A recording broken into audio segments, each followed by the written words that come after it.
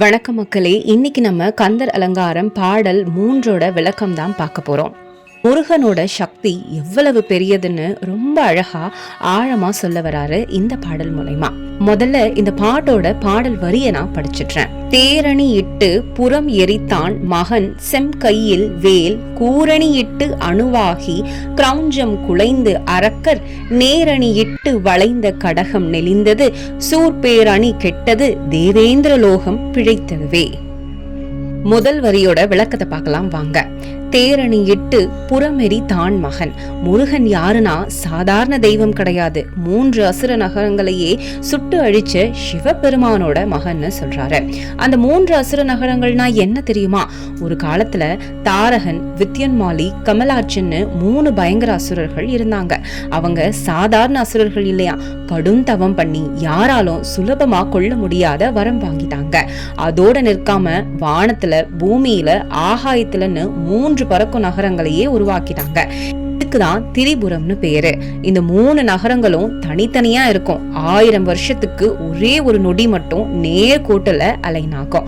அந்த ஒரே நொடியில தான் அவங்கள அழிக்க முடியும். இந்த பவர் கிடைச்சதும் அசுரர்கள் என்ன பண்ணனாங்க தெரியுமா? தேவர்களை துன்புறுத்தினாங்க, யாகங்களை அழிச்சாங்க, உலகத்தையே கலக்கி போட்டாங்க.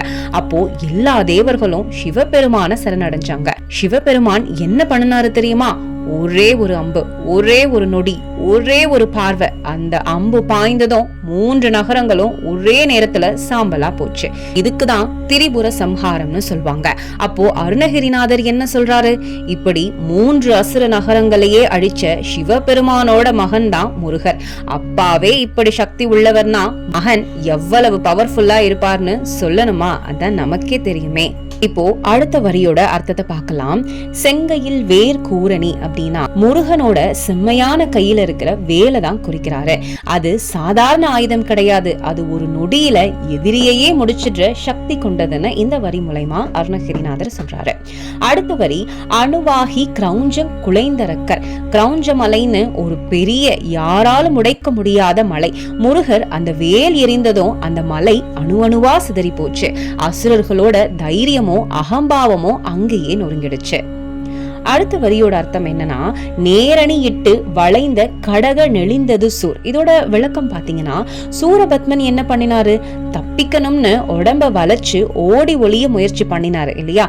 ஆனா முருகனோட சக்திக்கு முன்னாடி எங்க ஓடினாலும் தப்பிக்க முடியுமா? அடுத்த வரி பேரணி கெட்டது தேவேந்திர லோகம் பிழைத்தது.